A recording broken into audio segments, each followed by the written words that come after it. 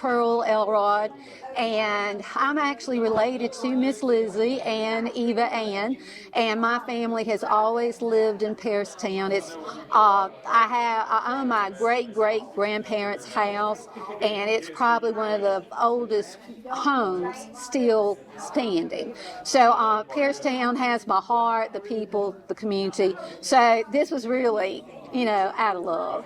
What got you interested in this? What made you want to do this? Well, I grew up in the area, and I had a great Aunt Anna Mae, and we had a pecan tree over across the road where my great-grandparents lived, and everybody in Piercetown at one time or another was under that pecan tree, and they would come and shell beans. They would tell stories, especially the older ones would tell stories, so it's not unusual for somebody to stop by that house. So I was a little kid, and I was just fascinated.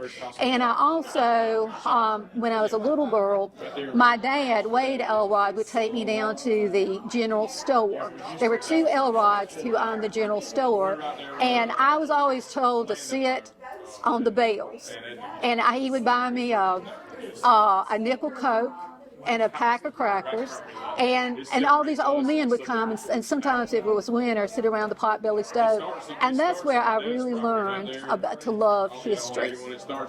And it looked like most of Piercetown was here today. I mean, are you surprised at the turnout? Well, I didn't know, because they do a public announcement on their website, but I also tried to contact some of the older families to let them know, especially with Eva Ann, because Eva Ann, of course, has connections with all these people. So I kind of sent out a few little notices just saying, if you can come, please do. So a lot of them came. In the back, we will get you a scrapbook if you'll leave your name and telephone number. I will get you a scrapbook, because I think you're going to find some interesting things, especially where some of you live in Piercetown.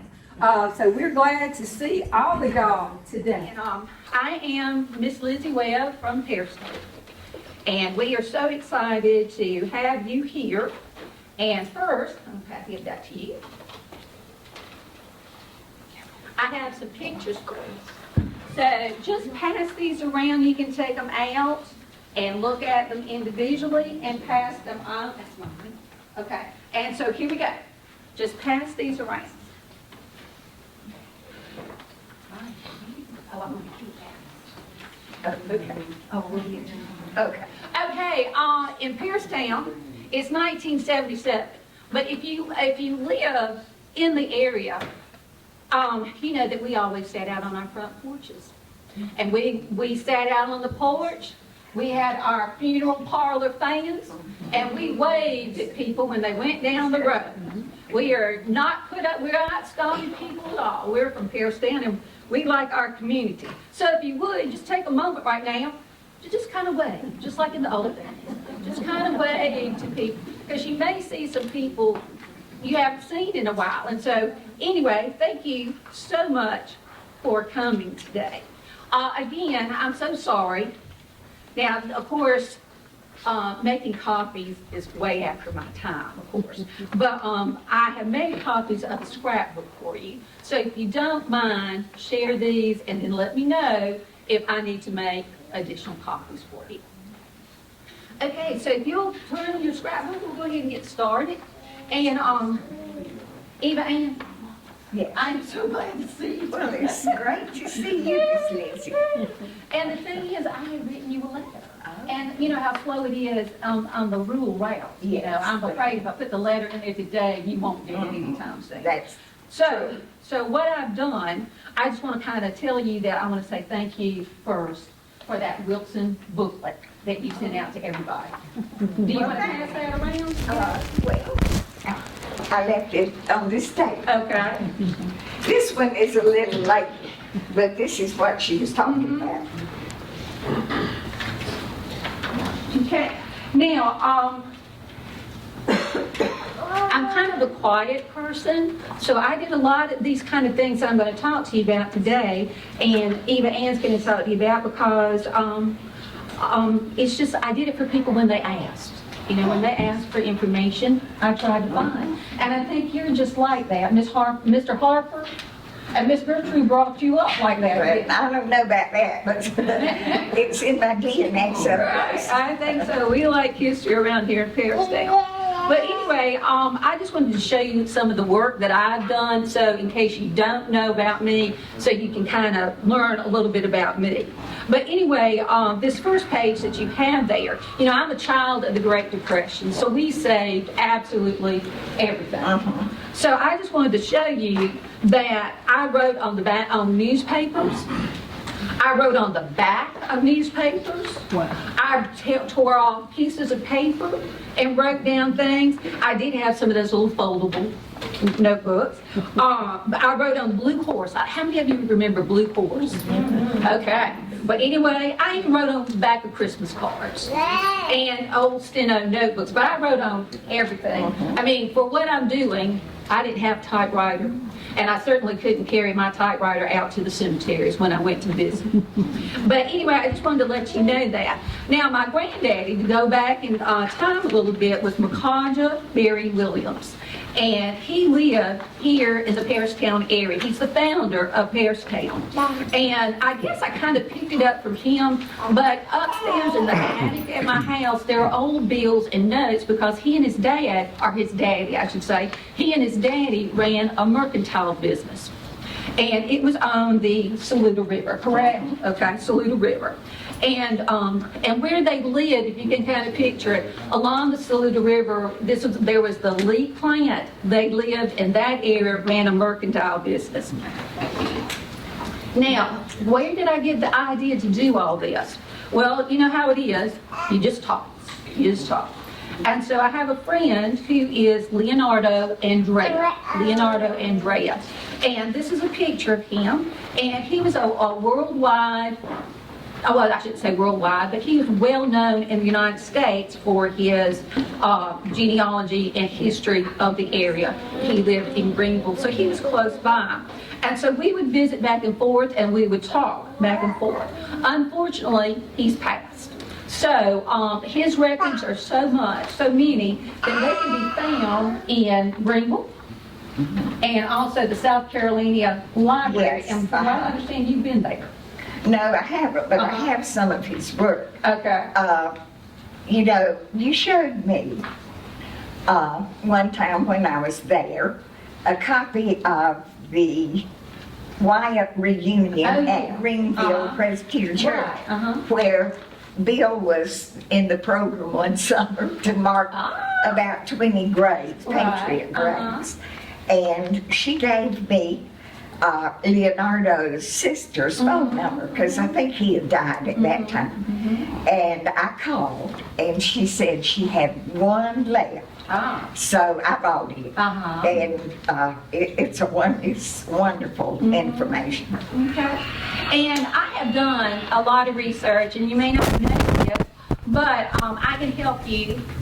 Or Eva Ann can help you. Both of us together can help you with your families if you're ever interested. Because I've researched, I have a list here, but I probably have more than 36 families. Not everybody is listed here, but I'm sorry, my eyesight is not great. I've got Dickersons, Earls, Guytons, Owens, Terrence, etc.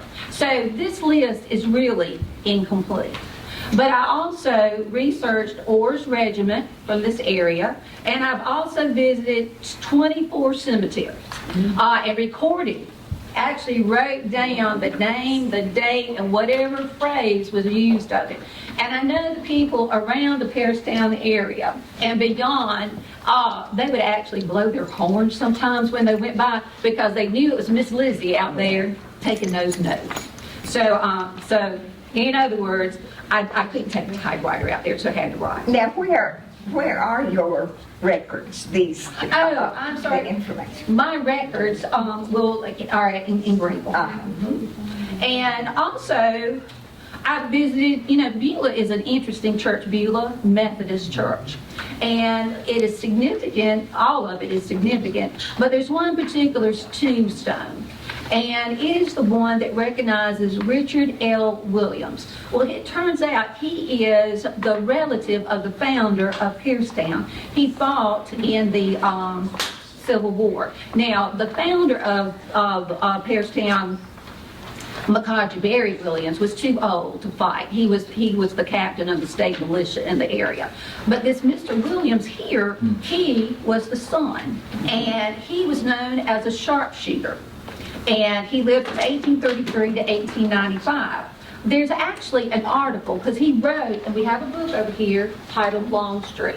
He actually wrote to General Longstreet, and this article was actually published in the paper in Georgia. And so this is the kind of information that Miss Lizzie would have used, and you'll notice the date is 1888. If you want copies of these, I can make you bigger copies. But this is some of the things that I do, because I want to recognize people who have done so much for the area of Piercetown. So just to read through this, he was wounded 5 times. He was a private. He was shot at Gaines Mill.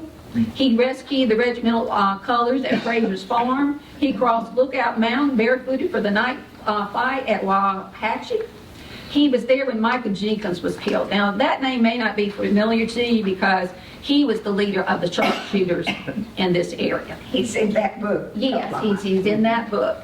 And he was wounded in the mouth at the same time that Michael Jenkins was killed, and he also lifted General Longstreet after he was wounded. He so admired Longstreet that he wrote him this letter that was published. Now, getting ready for this. A lot of people don't know this because it's been gone for many, many years. But we had one of the Earls who lived here in the Piercetown area. You've heard of the Earl family all around in Anderson. Well, this is John Bayless Earl, and he 1766 to 1836. In fact, where I live, which is on the corner of Webb Road and Highway 81, we call it Anderson Road. But where I live, that land at one time belonged to him. And he started out the American Revolution. He was a drummer boy and a soldier. And he built a plantation called Silverglade back in the area, a huge plantation. He also served on the U.S. House of Representatives. He came back to Silverglade. He continued to remain very interested in military affairs, and he became South Carolina's adjutant general. So a lot of people from the area will refer to him as General Earl.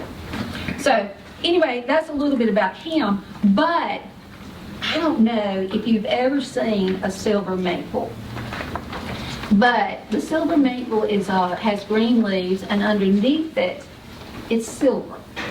Well, General Earl's wife wanted these trees planted on the plantation.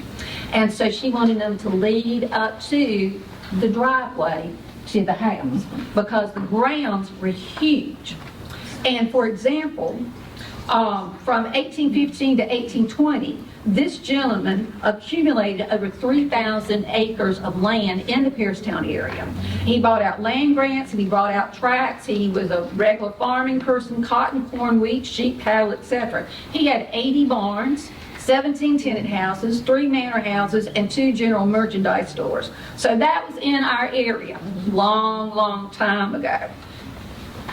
And I was let's see, I want to find this for you because I want to pass it around. The Anderson Independent even wrote an article about it. So I'm going to pass this around. This is all about Silverglade. That's my picture. And these are some of the relics left over from Miss Lizzie's relatives and also from Silverglade. No, I'm thinking it's behind. Don't you think it's behind Miss Lizzie's house originally? Yes, because I remember as a child, we lived down behind them near the stones, and and there was a branch or something, and I remember silver leaves. So they say you can still see it in those trees. So it probably went from there to 29 or Iowa or someplace, I don't know. Well, in the 1860s, if you're looking at this right here, we had doctors, we had teachers, we had blacksmiths, we had mercantile owners in Piercetown. So Piercetown did prosper, but it's in the 1860s that it was hit hard, and as a result, we kind of died, right? Well, no, okay. All right, we fell off a little bit, but I want you to know that Piercetown played a small part in the Civil War. In 1863, Cobb's Legion of Georgia went through, spent the night, and it was where the very first schoolhouse stood, and most likely that was Maccaja Williams' home. And then Sherman, when he was coming through, he burned Columbia. Some of the soldiers that were hurt and badly burned came to the Piercetown area to recuperate. And then on May 1st, 1865, this is significant to Piercetown, it's also significant to Anderson and to Williamston. Williamston actually has a historical sign, and you can read what it says. But recalling some of your U.S. history back during this time, in May of 1865, the Union troops were in pursuit of Jefferson Davis. And supposedly in the store in downtown Anderson, there was money that belonged to the Confederacy there. So anyway, that's why they're coming through this area. Now, General Stoneman in April, now this is before May, he orders 3 brigades to meet in Asheville and to follow the Saluda River to Belton or Anderson, and they were going to get to Augusta, Georgia eventually, but they were looking for Jefferson Davis. Now, the first wave, there were 1,500 Union soldiers that came through, and they looted homes and businesses, Pendleton to Anderson in some places. Now, on May 1st, even though this sign is in Williamston, it actually is marking Shiloh Methodist Church, because that's where they're coming through at that place, and they're intent on destroying the river, excuse me, not the river, but the bridge on the Saluda. And some people say this is the last Confederate victory, but you know, so anyway, all this was happening. And they did eventually make it to Anderson, and they ransacked the Confederate treasury there. But to talk about the founder of Piercetown, Captain Williams, and I'm going to talk more about him later, he was the captain of the state militia. In other words, he kept law and order. He was too old to fight in the Civil War, so he kept law and order. So they had heard about him. I don't know if they had heard about him through his sons or what, but they would have killed him when they came through Piercetown. But this man, he knew what to do. He ran into the woods. He hid. And the Union troops that came through burned over 13,000 pounds of cotton and destroyed or carried off horses, mules, saddles, and 15 pounds of bacon and 2 barrels of flour. So he was not immune to what was going on, but he's very supportive. Now, looking at the maps, you can't understand Piercetown without the maps. You agree? Okay.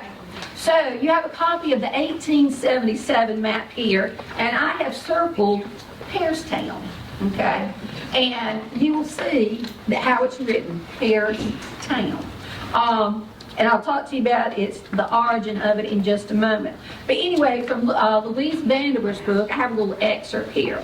Before the war between the states, there was a post office established at a point in what is now Hopewell Township, and that's still called Hopewell today, named Piercetown for a prominent family of that name. A little village grew up around it, and there were several enterprises.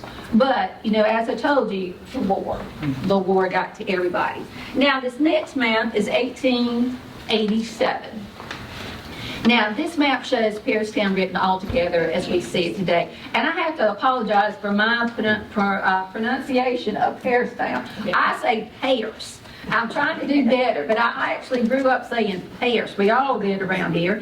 And so a lot of people who are not from around the area say Piercetown. But we don't like to show up, do we? We don't like to put on air. So we call it just Piercetown.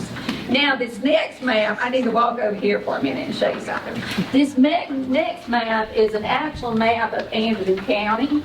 It is part of Von Hasselness, a very well-known map maker in the area. There's a little dot right here, and that will represent the heart of Piercetown. So you are welcome to look at any of this. We've got a display of everything, but this is where it's located, and some of you probably want to kind of look at it close, because you may see your family's name on this map, because they're all there. Anyway, Piercetown was written about in the Anderson Intelligencer.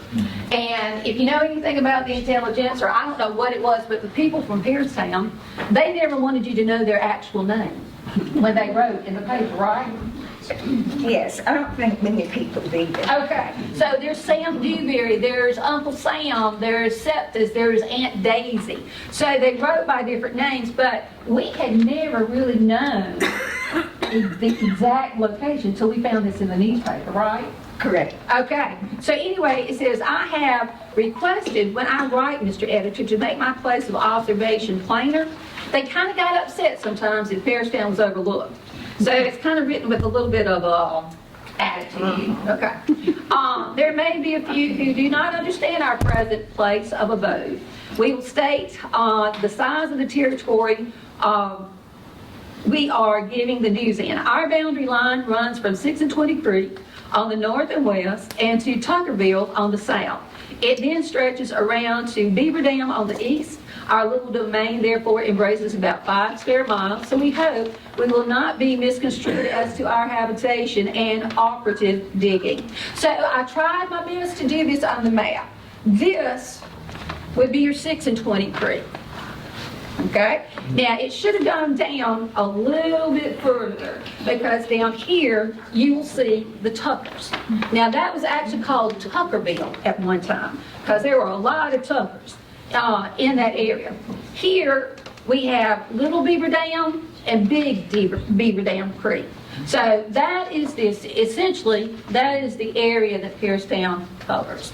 And this, of course, was written back, as you can tell, in 1974, and we haven't gotten much bigger, have we? No, we're still about the same size. So you're welcome to look at that map. I find maps interesting. Now, on the next page, you have a picture of Makaja Berry Wilkins' house. And this is found in the Piercetown Pointers. So, like I said, this is a yearbook. It's called Piercetown Pointers. It has a history, and this is where I found the picture of Mr. Williams' original house. So that's in 53. Yes, yes. Makaja Berry. Okay, and as far as Mr. Berry is concerned, settled here in about the 1830s. Now, the Williams name may be very familiar because who in here knows who founded Williamston? What was his name? Anybody? Wes Allen. Wes Allen Williams. Makaja Berry Williams, he is the nephew of Wes Allen Williams. Okay, so they are very close in age. His father, Makaja's father, Richard, was an older man, and he had almost 9 or 10 children, I think. And so what it turned out is that Makaja, when he was born, it was kind of towards the end, and his uncle was just a year and a half older. So very, very close in age. About 11 miles due west of William Spring, which is known as Williamston. Now, there was a post office in his home, a post office originally his home. It was called Piercetown, 2 words. And he was the first postmaster, and he's going to serve that capacity until about 1880, and it's going to change names to Guyton and so forth. Now, as far as he is concerned, he owned about 900 acres. But the thing about his home, and it's still true today, even though his home does not exist today, there is a house there on where he lived. And that house was always known for its hospitality. And that is still true today. That would be the Stegall Wilson house, if you recall that. And Mark here, yes, we've got it here. And it was known for hospitality. Now, like a lot of people, when the war broke out, a lot of these people, especially the men, probably the women too, they were not exactly sure about this war. So what they did, originally Makaja himself was opposed to the war. But once South Carolina seceded, then he followed with his state and remained very loyal to his state. He was very active in his service, but only in our general area would that be true. Now, it says here, his home was famous for its hospitality and was always open to the Confederate soldiers. Some of the soldiers who were burned trying to defend Columbia were sent to homes in the section to be cared for, and some of those in the Williams home were so badly burned that they had to be fed by others. Captain Williams served on the Soldiers' Board of Relief, which the legislators set up to provide for the relief of the family of the soldiers, sailors, and Marines in service of the state or the Confederate States. And during the war, a whole regiment, including Cobb's Legion of Virginia, actually encamped near the Williams home, and would come back sometimes. Some of these people would and come back. Even Mr. Spearman, the Spearman family was a big family in the area. And Mr. Spearman, as a little boy, he was a little boy, or his daddy was. And he remembers actually the some of the soldiers camping out in front of what is known as Beulah Church today, out there in that field. His grandmother recalls that. Okay. Now, I'm not going to read everything to you, but from the Anderson Intelligencer, these are actual newspaper articles, and you will note that Captain Macawja Berry Williams, I have emphasized Piercetown in all of these, but he was very active in his church. A lot of these old obituaries like to state how they're active in their communities and also how they are active in their churches. So that is spelled out in obituaries more so than you see today. Now, Macawja Berry is going to die in 1897. His brother dies before him in 1877. Now, the newspaper, the Anderson Intelligencer, was not a daily newspaper like some of our newspapers used to be. But anyway, it was a weekly newspaper, and you can see the dates there. And also, Rand McNally had an atlas, and they had a map of this area. And actually, it is said that we had a total population of 59 people in 1895. So we were not big, we were not huge, but we were there. Now, this next part, those of you who are interested in family history, this is my, what do you call it, forte? You can use that word. Lineage. Lineage. Okay, thank you.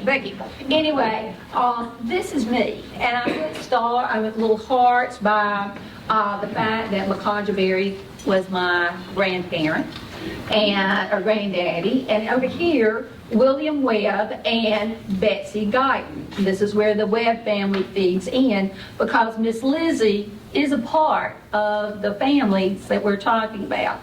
And you can see the dates and everything. And concerning William Webb, my granddaddy, he actually bought land from John Bayless Earl. And this land has been in my family since about 1835. So keep a look at some of those, and you can take a look at those. But concerning Hudson Berry, he was a private in the American Revolution. He bought land in the Lawrence area, bought land along the Reedy River in South Greenville. He paid cash. A lot of people like to pay cash. Well, he was one of those. He ran a grist mill, and he is buried in Fort Shoals in Pelzer. Now, your mother was Matilda Tara Yes. Williams. Uh-huh. And her father, Macawja Berry, that's where the Berry comes in. And and your grandparents were Macawja Williams and Matilda Tarrant. And the Tarrants were from the Golden Grove area, the Berries, the Tarrants, the Williams, and went on down toward Pelzer to the Lee Plant and Saluda River area, and so forth. Now, I also found an old newspaper article, and this is about the Webb family. And my section of Webbs live in the Piercetown area, but there are Webbs throughout Anderson, and they've always been active in Anderson County. So you can kind of read through that. They were lawyers. They fought in all the wars up until that point. And let's see, now, my parents, Adolphus Clark and Matilda Tarrant Williams, inherited land along Anderson Road, which would be Highway 81 today. And if you went up further, it'd be called Greenville Road. Okay, so that's Highway 81. And we farmed the land. And my daddy and mama were married in 1884, and they had 4 children. I was born in 1892. These articles here will tell you a little bit about some of the fraternal and political organizations from 1880s to the 1890s. We were very strong Democrats in the area, okay, very strong. Had Democratic clubs, they met in the local schools. Most schools at this time had an upper level, and that are an auditorium, and they would meet. A lot of the organizations met up there. There was also farmers, okay, farmer alliances in the area. And there was, let's see, we also had the Sons of Temperance. The Masons met. That later became known as the Barnett Lodge. It didn't have one originally. But before the war started, this bothers me, this article right here, because before the Civil War started, there was a young lady who made a presentation of the flag to the Piercetown Guard. And the problem with this is they only called her a young lady. They never mentioned her name. Ladies' names were never printed in the newspaper. No. And that just, that still upsets me. Okay. Now, what is going on with the next page? It's surprising to know that Piercetown had all these businesses. I gotta go fast. All right, there was Tim's Mill. Tim's Mill was located in the area. Actually, we had a cream and egg route going through Piercetown that Clemson University would stop by to get the cream, the milk, and the eggs. I don't know if that was ice cream or not, if it became ice cream. But anyway, there was discussion of a trolley line. There was discussion of a railroad. And another thing is, we have always treated people well in the community. So when our roads were bumpy, they brought in convict labor. And what did we do? We invited all the convicts back. We had a sit-down dinner for the convicts. We have always been kind of known for that. I'm going to have to hurry now. Okay. Now, the schools. You can read that section on the schools, but the Friendship and Piercetown schools. The Friendship school is up here. Okay, it's a 2-story school. This is Evergreen. I don't know if you realize this, but on Evergreen Road, there's an Evergreen Baptist Church, which was a for African Americans. They had their own school building, very nice building. Now their stuff on the inside was not as nice, but they had a school building. They actually started out in the church. In the church, but it was a frame church, just like the other churches in the area at the time. So the church burned down, and they moved into the school and started there. Right here is a T-shaped school. This was how they were willing to build them later. And this one would be called Crossroads, right?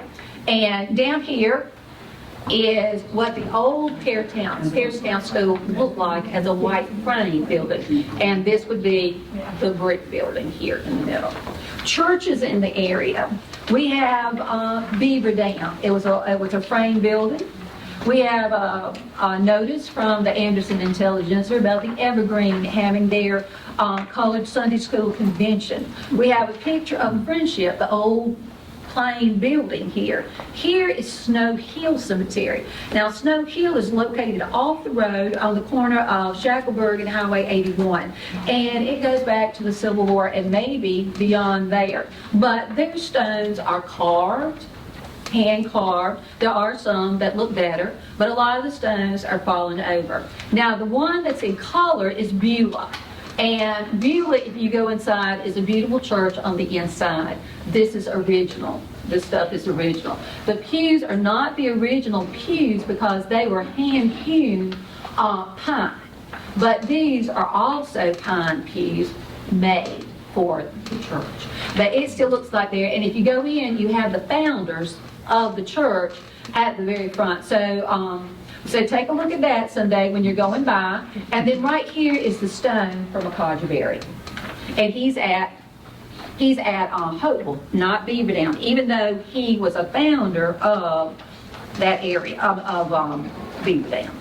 Now, this is Miss Lizzie's. And you can tell, I'm not Miss Lizzie, this is Eva Ann's. And I put stars by her people because that's how these two, me and Eva Ann, are related here. And so we're cousins. And most of those folks. Yeah, a lot of people in here are cousins. And to finish up my part, these are some of the Piercetown cousins. And here we have the men, and here we have some young women. That is actually with the bangs right here to the left. That's Eva Ann when she was in high school. She went to girls' high.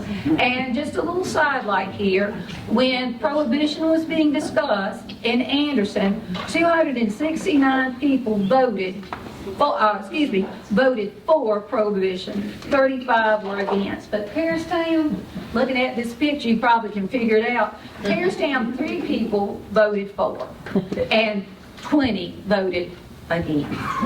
But anyway, I'm going to go in the back and stir my grits, and I actually died in 1977 of a brief illness.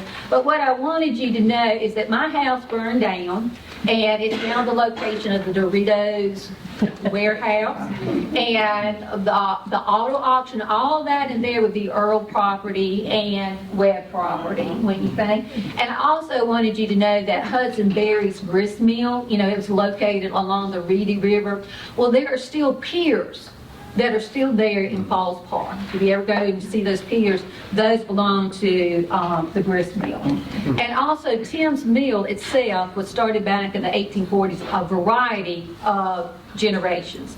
And what they did, it went out of commission. The one that was still working was about 1960, and it's been reopened by the Dr. and Mrs. Wortham of Anderson. So The first one is Joanne Burris from Piercetown, myself.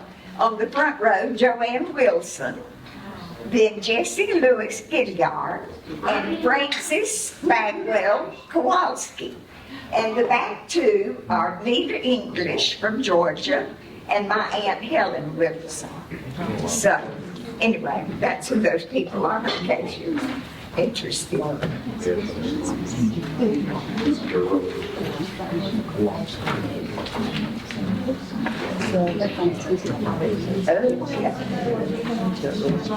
book I did, as you know, is Piercetown Cousins, published in '93. Where is Piercetown? And we established that. I think Lizzie established that a little bit earlier, and it was established in 1842, and the first post office was there. Why did I do this book? I don't have a clue.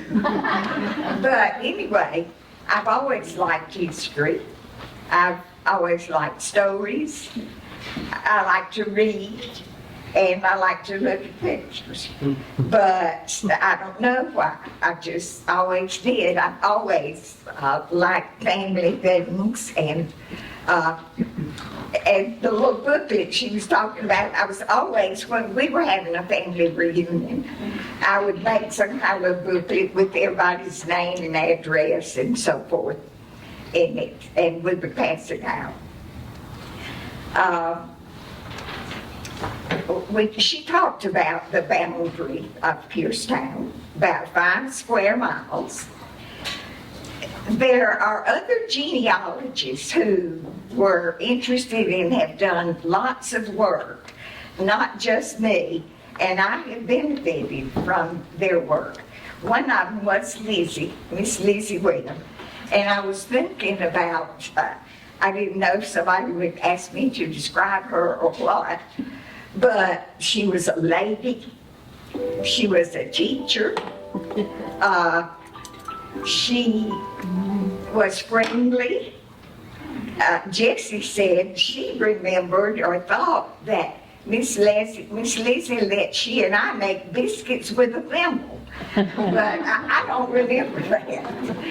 But she might have. But from my early years, I can remember, as she alluded to, being in the cemeteries. on Sunday afternoon when people would ride around, there would be three or four ladies out there in the cemetery. Somebody would say, well, that's Lizzie and her friends. And they were getting names and dates. And we can't imagine what a service that was. Does anybody use Find a Grave or Have Ever or whatever? If it hadn't been for those people to get the information in print, and the computers wouldn't be able to have all that information. And I probably will mention this later, but this book was done without a computer and without Ancestry. It was typed on a computer, but not the information. But anyway, back to the other genealogies. There was Annabelle Wilson Stogner, who was from these ladies' family, and she did a lot of history. She has passed away. I visited her at least one time, and all these folks, well, to me, were extremely interested to talk about old histories. There was a lady, Coda Horn, from the Honey Path area. She lived in Atlanta until they retired. Her husband was a pilot with Delta, and she was working on Wilson family history, so she was one. A person named Caroline Skelton that was a teacher here in Anderson years ago. I visited Caroline one time. Her mother was Aunt Gus, who was a Wilson and married an Anderson, married Dick Anderson. But I don't know much about the Andersons, so we still need to do some work on these families. There's a lady now, Evie Whitfield in Georgia, that does a lot also. Henry Bacon McCoy, he died a few years ago. He was at First Presbyterian in Greenville. This is a picture of him that he gave me. His uncle was the architect for the Lincoln Memorial. And this is in 1914. And this is Mr. McCoy. He's working for his uncle during the summers from college. And this is the foundation of the Lincoln Memorial that he's working on. And he wrote a book. His wife was one of the carpenters she was a Wilson, and the Carpenter Drugstore in Greenville for 100 years was that family. And Mr. McCoy married one of the carpenters later. So he wrote a book on the carpenters, and of course that brought the Wilsons into, but he was a very, very nice man. So we owe all these people that worked on our genealogy and our history. Okay. One of our ancestors was Frederick Owen, born December 15, 1752 in Granville County, North Carolina. Now that's East North Carolina. Granville County bordered Mecklenburg County, Virginia. And this county line has been changed several times, about like North Carolina and South Carolina at Carowinds. You know, every time they survey, part of it's in South Carolina or whatever. So they call it to-in and fro-in sometimes because the Owen children on the census say, when it says, where were you born? They all say Virginia. So I don't know if they lived real near the line in Virginia and later the line was moved down to North Carolina. But anyway, that's an interesting thing about them. Our ancestor Frederick, he was listed in Granville on surveys as a chain bearer. You had to be 14 years old to be a chain bearer to help with the surveys. He's on tax lists, selling tobacco, and I've been out there, and it was probably in June one year. It was summertime, but the tobacco was like this and just beautiful fields of tobacco. I wasn't that accustomed to tobacco being around here. He lived there at the time of the Revolution, and he was in battles in South Carolina. So I've always wondered if that's one of the reasons he chose after the Revolution to move to South Carolina. Don't know positively, but most likely. But anyway, he first bought land in Anderson County, which was still then Pendleton District, on May the 1st in 1809. And it was land above Friendship Church, and I think he wound up with like 3,000 acres. But going up to Lamar's father had said all the way over to Pisgah, and that's true because he gave the land for the Pisgah Cemetery and Church, and it's on the cornerstone. But, okay, he had 7 children: Elijah, that married Matilda Watson, Joshua, Catherine, Judy, Michael, Martha, called Patsy, and Sarah, called Sally. And I think she died pretty young. You can learn a lot of these things from deeds and Revolutionary War pensions. When they were applying for their money for the war, they had to write. Frederick wrote 3 or 4 pages about all the battles he was in, and they had to prove that they were in the Revolutionary War. So it tells you a lot of information. And along about this time, after the war, the Indians were better controlled, and most of the travel was on horseback, wagons, walking. So can you imagine coming from Granville County, North Carolina, walking and kids in the wagon and all that? But anyway, but we also need to remember in 26, coming up, America will be celebrating our 250th birthday. And y'all need to start thinking about celebration. And our county already has a committee, and probably, I think Anderson does also. Okay, in 1835, which I hadn't put together, James Wilson first bought property here. And I didn't realize that Frederick Owen came 25 years before James Wilson. But anyway, his was in the Shackelburg 620 Creek area, near Tim's Mill, because one of the deeds say that that the mill has permission to keep the water at the same level or something like that. James's father was George Wilson, who was a Revolutionary soldier and had come from Cub Creek or Charlotte Courthouse, Virginia, with the Caldwells, the Riches, the Calhouns. His mother and John Calhoun's mother were sisters. And they came to the Averill district, some of them to Edgefield, that kind of thing. George is buried at the Greenville Presbyterian Church, not the one in Greenville, but it's near Donald's, somewhere, Blair Show, somewhere around there. He had 3 children: John Wilson, James Wilson, who is our ancestor, and Margaret, his daughter that married a Wheeler. John is the one that this coat of horn is through that I talked about. And so James then came up through Belton, Honeypath, whatever, and into Piercetown. And that's how he got here.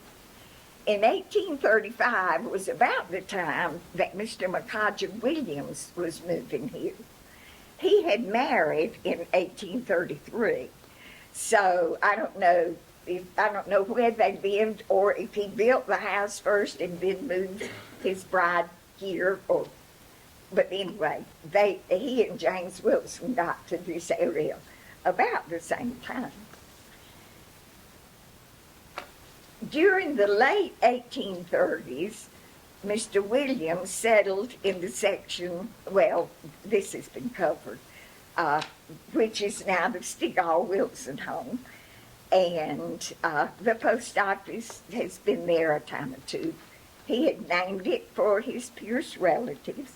His wife was Matilda Tarrant Williams, and that was Miss Lizzie's mother. She also had a sister called Lizzie Williams that had a shop for ladies in Anderson. And I don't know the details of that shop, but somewhere I have a little advertisement in the old Anderson Intelligence. Lizzie Williams has her name. Then Mr. McCodja, as Maggie has said, Lizzie has said, was born on the Saluda River about where the Duke Energy plant is. And his father was Richard Williams. His mother, which is Lizzie's grandmother or great-grandmother, was Mary Berry, daughter of Hudson Berry. And let's see, then Matilda Caroline Tarrant, Miss Lizzie's mother, was the daughter of Leonard Tarrant and Elizabeth Blackburn from Blackburn, England. And all the Tarrants and all those people first were around Golden Grove at Piedmont or near Piedmont, and then they got on down the Saluda River a little bit toward Pelzer and Williamston, and then came up the road again to Piercetown. So, and the Berry family begged the land for Fort Shoals Baptist Church, the park, and all those things. James and Sarah was a Ritchie, his wife, came on up to Piercetown. And their children were James Jackson Wilson, John Newton Wilson, Elizabeth or Betsy married Thomas Harper, Nancy Caroline married Dr. F.G. Carpenter, that's where the Carpenters came in. William Henry is the Sandy Springs Wilsons. Margaret was never married. She's buried at Hopewell with John and the mother. Sarah Jane married Mr. L.D. Stringer. That's all the Stringer vets and that kind of thing. And now they live down around Hammond or on Stringer Road, whatever. But these Wilsons, James and Sarah, and the first of these are charter members of the Sixth Intermediate Church. James Jackson was ordained to preach at the Sixth Intermediate Church. Now we have the Ritchies, the Martins, the Stringers, the Webbs, the Owens. All these other folks have entered the Wilson and the Owen picture. And when I grew up, I knew, Jesse and Fran and I, Lois, everybody, knew a lot of these older Wilsons and Owens. And we heard the older ones talking about all the other older ones. So we knew some of these people. But about 1860, for some reason, James Jackson Wilson and John Newton Wilson sold their land over off Martin Road and moved to Banks County, Georgia. And I don't really know why. That was the time of the Civil War coming on, you know.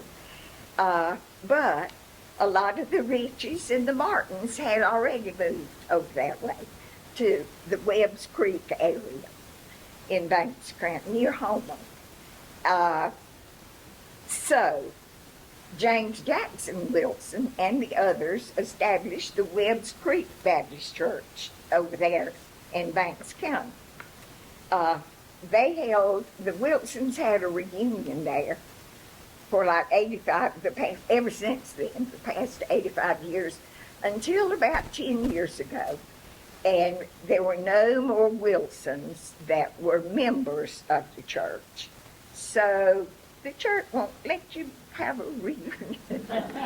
We did have one in 2020, no, 2000, when the big change came, Walter Wilson, mine and Bill's grandfather, and Betty and Joanne and everybody, our whole family met there, and we had a great day. But that's the last one that's been held there.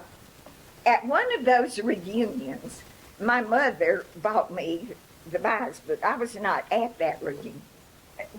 They wrote this book, and she was a professor at the University of Georgia and retired. But they are the Wilsons. A lot of the Wilsons and the Owen are in there. And let's see. Okay, she wrote me this letter after I sent her one of my books. She said, it's a dear Eva Ann, congratulations. It's lovely and interesting book, blah, blah, blah. Okay, she was a Ritchie. I won't read the whole. She said the Joshua Owen land in Banks County joined my Ritchie grandfather's land.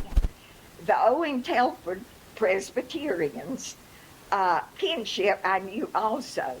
The new part is that this is also your background in South Carolina. See, we all got lots to learn. But anyway, when I got this book, and it had some of the Wilsons and Owens, and it's all about Belton and all those kind of places. I thought, I wanted to know more about the connection and that thing. I was living in North Carolina near Charlotte then because I married a deep power man. So I would call Mother and say, okay, this is one list that I had made myself. Okay, I had down, where did Ida and Henry Foster live? Call Mrs. Trump, these are to myself. Where did Truman and Isla Mae live? Call Dallas Bearden and Wilson and those kind of things. Where are the Orr grandparents, so forth. So then I would call Mother and she'd write these down and call all these people and find out, and that was a big help. And then in 82, Mother died unexpectedly, so I just kind of let it drop. I didn't have time or the interest. And then in 86, somebody in my husband's family had done a nice book, and I thought, I can do that. So I started again. And again, making calls, playing Lizzie, going to cemeteries and libraries and all that kind of stuff, visiting people, taking trips, getting the Anderson Intelligencer on microfilm, they would send it to my library. And my library only had 2 of those machines that you look at it, and I had to go on Saturday. So I remember one Saturday, I was there at 9 o'clock so I could get a machine. And I was having the best time looking through those old papers. And I looked at the clock, and it was 3 o'clock. I had not even stood up till 3 o'clock from 9. But anyway, that's the kind of thing I did. Okay, and I came home and visited some of the older people, and I had a really nice little audio thing that would tape. Yes, thanks, Mark. And I did oral interviews on a lot of people that are all dead now. And as I said, I did it without a computer. And I fixed up a little 3-page questionnaire that I would mail to some people. And most of them would fill it in so-and-so's year. I was born in this county. And they would send it back to me. Okay. And it went on for like 7 years, And when people would call me at night, friends and relatives, of course you say, well, what are you doing? And I'd say, working on my book. And I know everybody think, yeah, big deal, that'll never happen. But the Lord let it happen finally.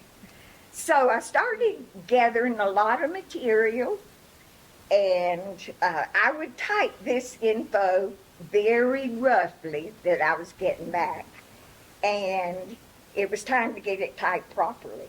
So I hired a secretary at Belmont Abbey College to type it for me, and she did type it on a computer. Then it was time to think about pictures. And I had to find a lady to do the houses.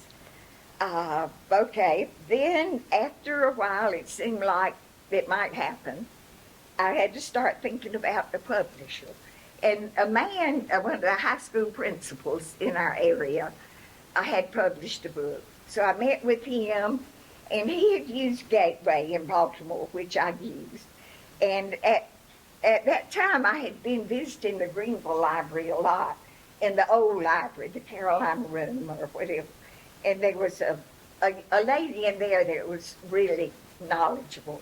And I talked to her about somebody in Greenville, and she said, they're good, but they're very slow. So I thought, I don't want slow. And the lady had to type my information on disc, back then. That's what you had to do. I still don't know that much about it. So, and I had to get that transferred from the disc to paper. So I'd go to print. We had a new printing office and all that. Yeah, we can do it. He kept the disc. Next day I go back. We couldn't do it. We couldn't. And that happened 2 or 3 times. And I was really getting a little nervous. But finally I stopped. There was a computer thing in some house there, offices, and I walked in, and the girl receptionist was still there, and she said, we can't do that. And then a man walked out from one of the rooms in the back. He had heard me talking to her. He said, we can do that. So, okay. I went back the next day, and it worked. He had done it exactly what. And so they did all the discs into the written page. And you can't add 1 page to a book because there were a few things I still wanted to do. And you have to have 4 pages when you want to add a page because books are sewn down the middle, and that makes 1, 2, 3, 4 pages. That was something I learned. Then I hadn't had it indexed. Well, I think I talked to somebody in Iowa somewhere that liked to index and so forth, but they wanted to charge an arm and a leg, so I thought, well, I would do it myself. So then I had to index it, and then it was time to go to Baltimore. So my son carried me and my sister-in-law up there, and they were very impressed that I couldn't find the pictures up there, but the manuscript was about this tall on typed paper, and had to select what type paper, what color for the book, the number of books, the acid-free, whatever, So I did that. And I had 1,000 printed, and I have less than 100 left. And one man in Charlotte, that a rare book, thinks, don't sell the last 100. Save those for future generations or whatever. But you could do probably 250, 500, 750, 1,000, whatever. But the more you had, actually, the cheaper it got. So I thought, I'm not doing this again. I might as well do 1,000. And then she called me one day, my liaison at Gateway, and she said, there's always run over when you print anything. We can't tell exactly how many. And if you'll give us another $100, you can have the run over. And I said, okay. And there were 80 books that were run over. This was the day I went to Fredericksburg to pick them up. It was near the horrible Fredericksburg battleground area. To me, this is Piercetown. Does anybody remember ever seeing that? When I was a child, that was the Piercetown grocery. And the house is still there, but it's that brick house right across from the fire department. And Jesse's father ran that for a while. What base was that in Green? Donald's. And then after the war, y'all came back. It had 2 or 3 extra rooms, and the room on the right was a barber shop. And it was also a polling place. Piercetown was a polling place. People voted there. So, anyway, that was the book, basically how it came together. So, one thing you might not know, everything is not indexed. All those newspaper things, it's not indexed. So, read the page next to the index, and it will tell you that some chapter, most of the family stuff is indexed, but not, it tells you what chapters have not been indexed. So, and another thing about the index, it's by the first name is indexed.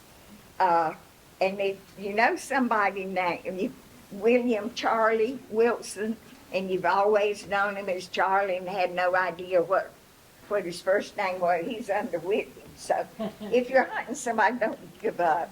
That's the best I can do.